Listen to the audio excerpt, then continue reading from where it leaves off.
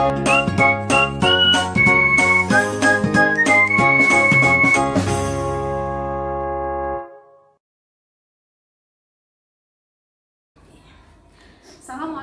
warahmatullahi wabarakatuh. Waalaikumsalam warahmatullahi wabarakatuh.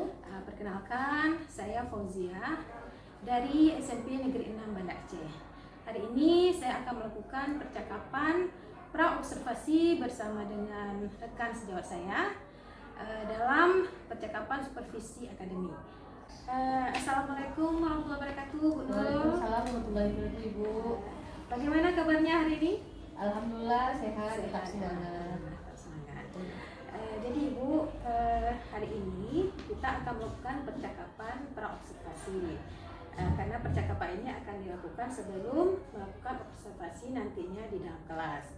Adapun tujuan daripada percakapan pra-observasi ini adalah untuk mengetahui dan mengevaluasi proses pembelajaran yang akan Ibu Nurul lakukan nanti di kelas.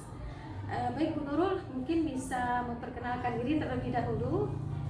Baik, terima kasih Bu Fauzia. Nama saya Nurul Samirka. Saya mengampu mata pelajaran Bahasa Indonesia di kelas 7. Baik, Bu Nurul Samirka. Jadi kira-kira apa ini tujuan pembelajaran yang akan kita lakukan nantinya di kelas? Baik, sesuai dengan modul aja yang sudah saya susun, di sini ada 2 tujuan pembelajaran yang akan dilaksanakan pada pertemuan yang akan datang. Yang pertama, peserta didik mampu menemukan informasi penting dari teks naratif. Yang kedua, peserta didik mampu menentukan elemen-elemen penting dalam teks naratif. Seperti itu. Ya. Baik Ibu, jadi tujuan pembelajaran yang akan dilakukan, yang pertama peserta didik dapat menemukan informasi penting dalam teks naratif, dan yang kedua dapat menemukan elemen-elemen penting dalam teks naratif. Apakah benar seperti itu Bu? Betul Ibu. Baik. Nah, dari tujuan pembelajaran tadi, kira-kira area pengembangan yang seperti apa yang ingin Ibu kembangkan nantinya? Baik, ada 2 fokus di sini. Yang pertama di segi pengetahuan, di mana diharapkan siswa mampu menemukan informasi penting dari sebuah teks, khususnya teks naratif. Kemudian dari segi keterampilan, karena nanti direncanakan akan dilaksanakan secara berkelompok, jadi diharapkan terciptanya kolaborasi dan juga komunikasi yang aktif dalam kelompok. Baik. Jadi saya ulangi lagi bahwa ada pengembangan yang ingin Ibu nantinya kembangkan pada peserta didik dari segi pengetahuan, bahwa peserta didik mampu nantinya menemukan info-info penting dalam teks naratif, dan dari segi keterampilannya nantinya ada pembelajaran berkelompok ya Bu ya. Nanti dimana diharapkan dari kelompok ini akan tercipta kolaborasi dan kerjasama yang baik. Demikian Ibu ya. Betul. Baik Ibu Nurul. Kemudian strategi seperti apa yang ingin Bu Nurul lakukan nantinya? Untuk strateginya, saya menggunakan pembelajaran secara langsung, di mana nanti kan ada diskusi secara klasikal, kemudian siswa baru dibagikan ke dalam kelompok. Jadi ada diskusi klasikal dan juga diskusi kelompok, dan juga akan ada nanti penugasan yang akan dilakukan secara berkelompok juga. Baik. Jadi strategi yang ingin Ibu gunakan nanti diskusi klasikal, kemudian diskusi secara berkelompok, dan yang terakhir adalah penugasan ya. Baik, jadi Ibu, ini kan sudah bincang-bincang kita ya tentang strategi, kemudian area pengembangan dan tujuan. Nah, kira-kira bagaimana waktunya? Kapan kira-kira saya bisa melihat proses pembelajarannya, Ibu? Untuk kegiatan di kelasnya mungkin bisa kita laksanakan pada hari Senin di jam 45 jam ke-4 di kelas 78. Ya, berarti hari Senin di jam 4 dan 5 ya, di kelas 7-8. Baik, insya Allah nanti kita akan bersama-sama di sana pada hari Senin ya. Baik Bu, kemudian ada informasi yang ingin saya beritahukan juga. Setelah proses observasi nantinya, kita akan melakukan percakapan pasca observasi. Nah, mungkin di sana nanti akan ada pengajar praktik yang ikut bersama kita. Beliau juga ingin mengevaluasi hasil daripada observasi di kelas. Nah, jadi mungkin nanti kita bisa sama-sama beliau. Jadi Bu Nurul Samirka, mungkin sudah selesai percakapan pra-observasi kita, tapi ada hal yang ingin saya tanyakan kembali. Setelah percakapan ini, bagaimana perasaan dari Bu Nurul Samirka? Perasaannya mungkin agak deg-degan ya, karena ini ada supervisi, artinya ada persiapan yang lebih matang dari yang sebelum. Meskipun sebelumnya juga ada persiapan, mungkin karena ini supervisi kita perlu lebih menyiapkan agar ketika pelaksanaan lebih sukses lagi di dalam kelas. Ya, terima kasih Bu Nurul. Artinya mungkin Bu Nurul tidak perlu terlampau panik ya, harus tenang gitu ya, karena kan ini sesuatu yang sudah biasa kita lakukan di kelas. Jadi saya berharap ada area-area pengembangan yang sudah kita bicarakan tadi itu ada peningkatan seperti itu. Demikian Bu Nurul, terima kasih banyak atas bincang-bincangnya. Ya, saya berharap ini ada manfaat buat kita. Amin. Baik, saya undur diri. Assalamualaikum warahmatullahi wabarakatuh. Waalaikumsalam warahmatullahi wabarakatuh. Terima kasih Ibu. Assalamualaikum warahmatullahi wabarakatuh.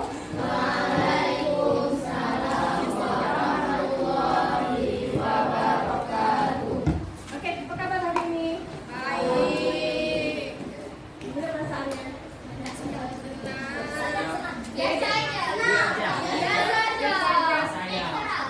Oke, kita mulai satunya teka-teki, ya.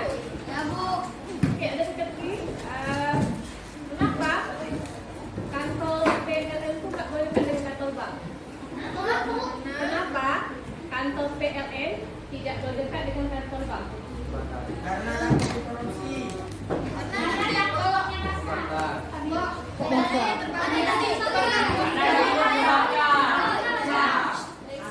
Apa itu masalah? Karena B sama P jauh. B sama P jauh. Salah juga. Lila. Kalian tahu?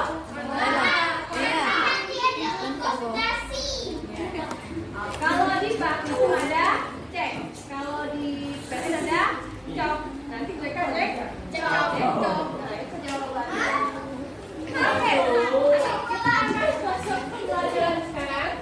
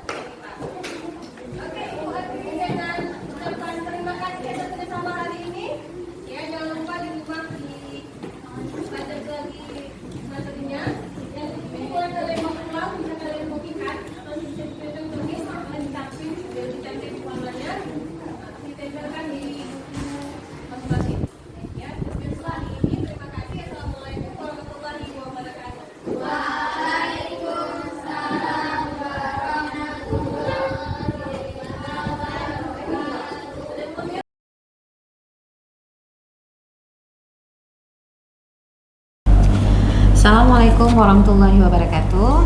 Perkenalkan, saya Fauzia, calon penggerak angkatan 8 dari SMP Negeri 6 Kota Banda Aceh. Pada hari ini kami akan melakukan percakapan pasca observasi. Bersama saya telah hadir Ibu Nurul Samirka sebagai guru yang diobservasi dan Bapak Heri Susanto sebagai pengajar praktik. Baiklah, kami akan melakukan percakapan pasca observasi.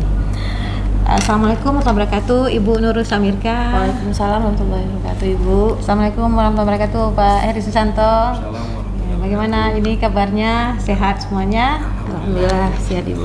Ibu, bagaimana Bu? Sudah siap? Kita nih mau bercakap-cakap sedikit tentang percakapan pasca observasi. Oke, siap, Ibu. Ya, siap ya. Jadi dalam percakapan pasca observasi ini tujuannya adalah untuk mengevaluasi sejauh mana proses pembelajaran telah berlangsung. Jadi bagaimana perasaan Ibu Nurul Samirka pada saat melakukan pembelajaran di kelas? Oke, baik. Terima kasih, Ibu, sebelumnya. Perasaan saya tentu senang ya, bisa melakukan kegiatan pembelajaran dengan baik. Sudah selesai meskipun ada beberapa catatan yang harus dievaluasi. Dari pembelajaran yang lalu itu ada area-area pengembangan yang ingin Ibu kembangkan di kelas ya Bu ya. Kira-kira apa ya Bu ya? Dari Ya, segi pengetahuan dan keterampilan. Seperti yang sebelumnya di wawancara sebelumnya itu ada area pengembangan di keterampilan dan juga di pengetahuan. Karena sebelumnya itu kan pembelajaran pertemuan pertama untuk materi teks naratif. Artinya saya menginginkan siswa itu paham dulu pengetahuan dulu gitu. Di basic materinya itu mereka paham dulu di pertemuan pertama, sehingga ketika masuk ke pertemuan kedua dan seterusnya itu mereka sudah menguasai materi, kemudian mudah untuk menguasai beberapa keterampilan yang harus mereka dapatkan di bab teks naratif gitu. Nah, menurut Ibu, apakah proses tersebut sudah berjalan dengan baik? Secara pengelolaan kelas memang itu tipe kelas yang aktif, jadi siswa tuh secara keseluruhan tuh mereka aktif bekerja kelompok gitu ya. Artinya secara umum bisa dikatakan kelas tersebut tuh lebih baik hasilnya ketika mereka bekerja dalam kelompok ketimbang dengan mandiri gitu, individu Gitu ya. Oke, artinya alhamdulillah sudah berjalan baik sesuai yang diharapkan. Nah, kira-kira ada tidak Ibu kendala atau mungkin kekurangan yang dihadapi pada proses pembelajaran tersebut? Kalau kendala mungkin dari tipe siswa ya. Secara umum dibandingkan beberapa kelas yang saya masuk, di kelas itu memang siswanya hampir sama tipenya, tipe aktif gitu ya, aktif. Jadi meskipun sudah dibagikan kelompok masing-masing, mereka tuh lebih suka gitu mampir ke kelompok teman gitu ya, suka ngintip-ngintip hasil kerja teman gitu ya. Artinya mereka diskusinya itu agak gampang sebenarnya, meskipun tugasnya itu selesai dengan baik gitu. Nah, kira-kira menurut Ibu mengapa hal itu dapat terjadi Bu? Kenapa siswanya itu? Apakah mungkin gaya belajarnya mungkin ya Bu ya? Bisa jadi. Kalau dari hasil saya pernah melakukan asesmen diagnosis di awal pertemuan dengan mereka itu, memang rata-rata mereka itu lebih suka kegiatan yang tidak duduk gitu ya. Artinya kalau pembelajar itu lebih banyak aktivitas geraknya gitu ketimbang suruh duduk, suruh baca, suruh ngerjain tugas tuh kayaknya mereka kurang gitu. Nah, Ibu berarti apa ke depan yang akan Ibu lakukan untuk mengatasi hal tersebut, Bu? Untuk beberapa kali pertemuan yang sekarang ini yang sudah saya lakukan, memang saya mengubah metode di kelas itu agak berbeda dengan kelas yang lainnya, di mana ada beberapa aktivitas fisik yang mereka lakukan sebelum kegiatan mulai gitu ya.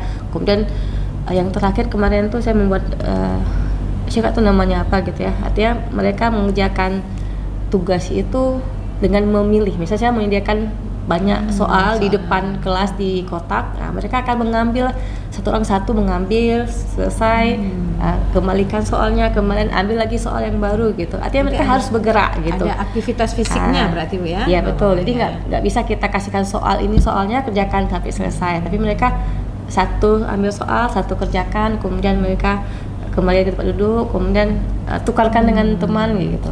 Artinya mereka terus bergerak seperti itu. Artinya aktivitas itu memang harus ada gerakan. Kalau enggak Nah, kira-kira Bu, ini kan kita sudah tahu apa kendalanya, kemudian ada solusi-solusi yang ingin kita kembangkan. Nah, kira-kira Bu, kapan kira-kira Ibu akan melakukan proses perubahan ke depannya? Ya, kalau untuk materi itu sudah selesai sebenarnya babnya, sudah ada ulangan formatif kemarin.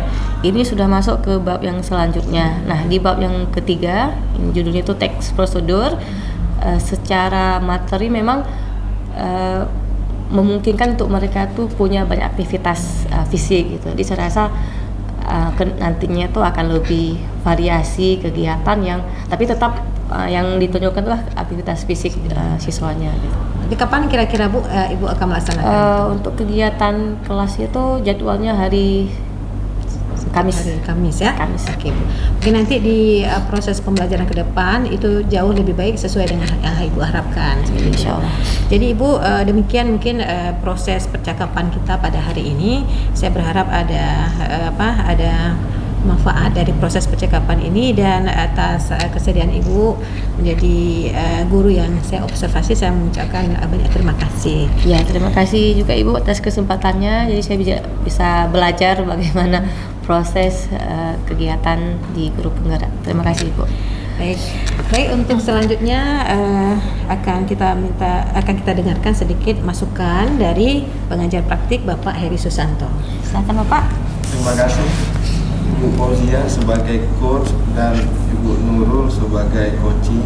Saya lihat percakapan hari ini cukup menarik, cukup bagus untuk proses coaching. Ibu Fauzia sebagai coach dapat menggali permasalahan dari Ibu Nurul, karena saya melihat Ibu Nurul lebih aktif bicara, itu berarti proses coaching yang sangat baik, karena coach itu bagaimana membuat para coach itu bicara lepas dan menemukan solusinya.